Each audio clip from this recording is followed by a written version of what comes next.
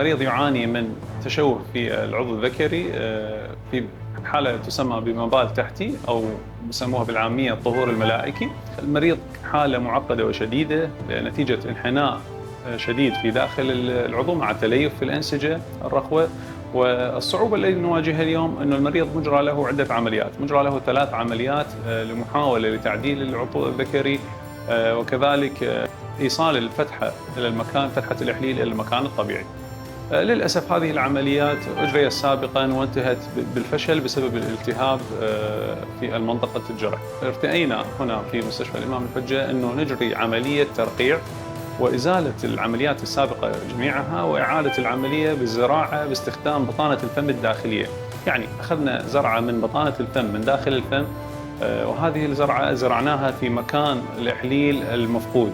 الحمد لله والشكر أتممنا العملية بوقت قياسي، والمريض أخرج الحمد لله بصحة جيدة. كانت هذه العمليات تجرى سابقا خارج القطر، ولكن لتوفر الأجهزة والإمكانات الطبية والخبرات استطعنا إجراءها أكثر من مرة في كربلاء المقدسة وفي مستشفى الإمام الحجة. كل الشكر والتقدير إلى كادر التخدير وكادر العمليات بمساهمتهم في إنجاح هذه العملية.